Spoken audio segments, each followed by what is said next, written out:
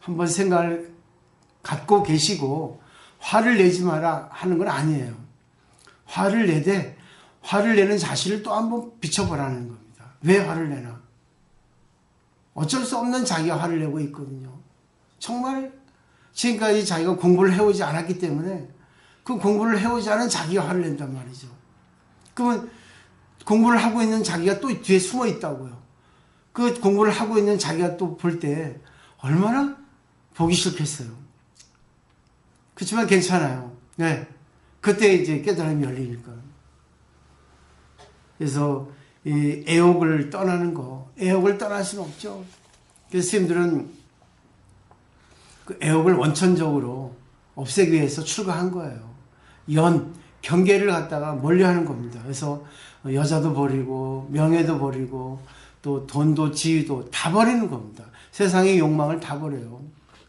세상의 욕망. 근데 여러분은 욕망을 버릴 수 없잖아요. 그러니까 기본적인 욕망을 추구하는 거예요. 식욕, 가장 자기 살기 위한 식욕, 또 수면욕, 자기 살기 위한 수면욕까지. 성욕은 거기서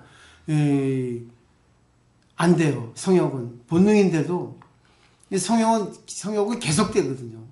그래서 이제 원래 본능은 무기라고 했거든요. 본능은 좋은 것도 나쁜 것도 아닌데 본능을 계속 이렇게 욕망적인, 그러니까 욕망의 노예가 돼서 욕망을 갖다가 쓰면은 먹는 건 노예가 돼버리거든요.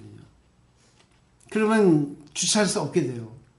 또 수면도 잠자는 거에 길들여져 버리면 자기가 잠을 안 드는데 해도 잠을 잘 수밖에 없어요. 그게 습관이 돼버립니다. 또 성욕도 마찬가지잖아요. 원래 본능인데 이 본능은요 가장 기본적으로 욕구 충족만 되면은 그 다음에 이제 본능은 없어져요. 그러니까 또 시간이 지나면 또 본능이 또 나오겠죠. 욕망이, 성욕이라는 욕망이. 그렇지만 또 추구하면 됩니다. 자기가 적절한 선에서 하면 됩니다. 근데 그것이 이제 컨트롤 안 되면 부적절한 관계를 가지고 그걸로 인해서 좀 파탄이 일어나는 거죠. 그때 공부를 하게 되면 한번 자기가 이래서 되겠는가 한번 뒤돌아보는 자기가 하나 좀 있으면 좋을 것 같고요. 그 다음에 이제 세속을 그리워하지 않은 것을 출가를 한다 했죠. 그래서 스님들은 세속을 그리워하면 안 되죠. 근데 그리워하지 않을 수가 없어요. 살다 보면 자기가 공부가 되면 될수록 돼야 되는데 공부가 계속 잘 되는 것만 아니거든요. 왜? 자기가 전생에 있었던 어떤 그런 중생의 어떤 번뇌를 했던 그런 시간이 있단 말입니다. 그 시간이 있어서 내가 나도 모르게 왜? 견물생심이라 하잖아요. 견물생심. 사물을 보면은 마음이 일어나요. 우리가. 그렇기 때문에 뭐 옷을 보면 사고 싶고 냄새를 맡으면 먹고 싶고 그건 어쩔 수 없습니다. 그게 인연법이거든요. 그래서 스님들도 혼자서 떨어져 살 수는 없잖아요. 그죠? 많은 스님들이 집단을 이뤄서 교단을 형성해서 살고 있지만 거기서 신도도 오고 또 여러 가지 또 인연이 또 이어가지고 많은 사람을 만나기도 해요. 그러면 가장 또 끊기 어려운 게 성욕이라 하거든요. 아무리 배가 고파도 이 성욕을 먼저 이게 충족한다 합니다. 배고픈 거가 먼저일 것 같은데 배고픈 거 또 성욕 하면은 성욕이 먼저라고 얘기를 해요. 대부분 다 그래요. 그 때문에 사람은 죽을 때까지 성욕은 참 절제하기가 좀 이렇게 컨트롤하기 어렵다 합니다. 그래서 항상 보면 이성 간의 관계 또 이성 간의 관계를 충족하기 위해서 돈 또 그 모든 것을 또 충족하기 위해서 명예, 지위. 왜 사람들이 왜 높은 지위에 올라가려 하겠어요? 왜 대통령을 놓지 않으려 하겠어요? 왜 그걸 갖다가 잘못된 건지 알면서도 이렇게 하겠어요? 한 번쯤 생각해 볼 필요가 있지 않을까? 결국 기본적인 욕구예요. 그 본능이 나쁜 건 아닌데 본능을 잘못 쓰면 이 잘못된 어떤 본능의 어떤 충족으로 인해 가지고 걷잡을 수 없이 이렇게 나락에 떨어진다는 거죠. 중요한 게 그렇습니다. 그래서 제일 중요한 게 우리 탐진치 삼독을 조금 절제하기 위해서는 컨트롤하기 위해서는 개정의 사막이라는 걸 좀 배우셔야 돼요. 개정인데 개는 지게죠. 개는 실화라고 해서 좋은 습관, 그러니까 항상 절제할 수 있는 습관, 자기가 자기 분수에 넘지 않는, 자기 생활 패턴에 또 오버하지 않는 그런 습관을 평소에 들이라는 겁니다. 거짓말하지 말라가 아니라 거짓말하지 않는 생활 습관을 깃들이는 거예요. 거짓말도 할 때도 있어요. 왜? 귀여운 거짓말. 왜? 상대가 걱정할까 봐. 상대에게 아픔을 주고 싶지 않고 상대가 실망해서는 안 될까 봐 그런 거짓말 할 때 있죠. 그렇지만 그게 너무 이제 자주 번복이 되면 습관성이 되니까 그것도 안 좋거든요. 그래서 계라고 하는 것은 좋은 습관, 항상 솔직하고 정직하고 항상 상대방을 위하는 그런 생활, 내 자신보다는 상대방의 입장이 돼서 그게 바로 발버릇이네요. 남을 위해 살아야겠다 하는 겁니다.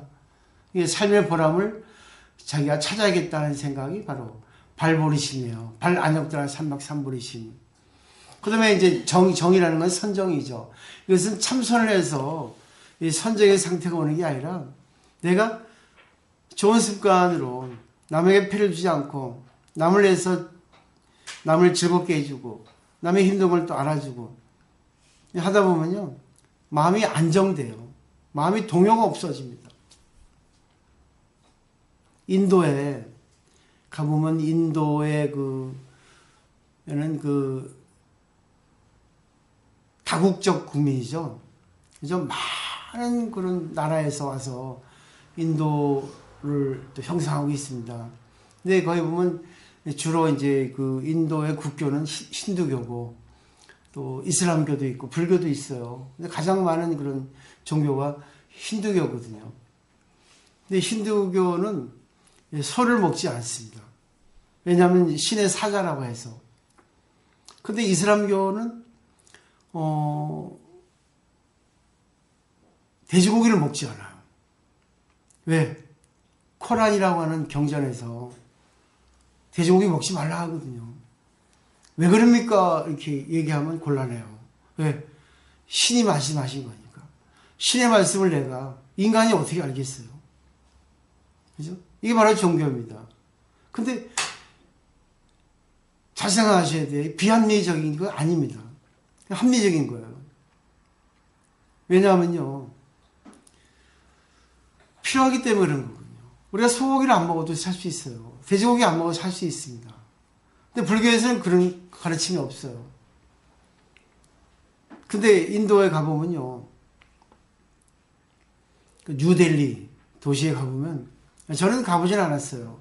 인도 한번 가보는 게 소원이고 저는 이제 신도가 좀 많이 있어서 우리 개를 좀 해서 조금 인도 여행 가는 게 10박 11일 그게 전 꿈이에요 사실은. 그래도 뭐 하나는 이루어졌죠. 행복한 여행 매달 한 번씩 가는 거 이렇게 매달 30명 중심으로 갈 수 있고 또 식구처럼 이렇게 편안히 갈 수 있고 또 행복해하는 거 가끔은 좀 이상한 행동하는 사람도 있지만 그렇지만 또 그런 사람을 또 같은 회원들이 또 말을 해서 조금 이렇게 잡아줄 수 있으면 그것도 식구 아니겠어요. 그래서 하나씩 그래요. 저도 인도 못 가봤거든요. 중국, 일본 두 나라밖에 못 가봤어요. 근데 저기 유럽이나 저쪽은 그렇고 가장 가까운 이런 티벳이나 또 인도 꼭 가보고 싶어요. 베트남도 못 가봤고 또 그죠? 불교 국가 응? 미얀마 그거 갖고 콜롬비아도 아니고 불교 국가 네 글자인데 캄보디아 캄보디아 가고 싶어요. 꼭 부탄도 가고 싶고. 그런데 동양적인 사고를 가졌죠. 저는 역시 동양에서 많이 태어났나 봐요. 형편이 되면 영국도 가고 싶지만 소박하게 일단 공부를 열심히 해주는 정말 진실로 불교를 공부를 해주는 그런 신도가 좀 형성이 됐고 많이 바라지는 않아요. 진실로 불교를 정말 실천할 수 있는 그런 신도를 바라고 제 또 주의가 그러잖아요. 그죠? 그냥 신도수를 늘리는 게 아니라 정말 공부할 수 있는 신도 그분들에게 제가 어떻게 해서라도 다 해주고 싶죠. 제 모든 걸 다 바쳐서라도. 하나씩 하나씩 나가면 될 것 같아요. 근데 뉴델리 식당 레스토랑이가 어떤 그 텔레비전을 볼 때 다큐멘터리인가 할 때였을 거예요.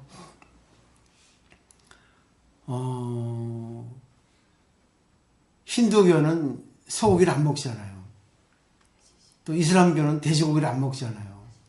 근데 보니까 그 멘트를 하는데 이슬람교 신도는 소고기를 먹고 있고 같은 이렇게 테이블 마주 앉아서 또 힌두교는 돼지고기를 먹고 있는 거예요. 서로 금지하는 음식을 먹고 있는 거예요. 근데 아무렇지도 않게 서로 즐겁게 담소하면서 먹고 있는 그걸 봤을 때, 야, 이게 바로 진리 아닌가? 그게 믿음 아닌가? 믿음 아니겠어요? 그죠? 부처님께서 말하는 걸 우리가 하지 않을 때. 근데 상대방은 또 상대방이 종교가 있는데 상대방의 종교에서 금하는 거를 또 그 사람은 하지 않지만 내가 했을 때 서로가 입을 대지 않고 서로를 존중할 수 있을 때 그게 진짜 진실한 신앙자가 아닌가. 우린 그래요. 행복을 찾을 수가 없어요. 찾고 있는데 행복이 어떤 건지 모르니까 항상 밖으로만 찾습니다. 돈 해가지고 돈을 추구하지만 결국은 보세요. 집안에 불화가 오죠. 자식이 불량질 할 수 있죠. 건강이 손상될 수 있죠. 그죠? 근데 결국은 행복을 바라려고 돈 했는데 결국은 돈이 행복을 갖다 주지 않았거든요.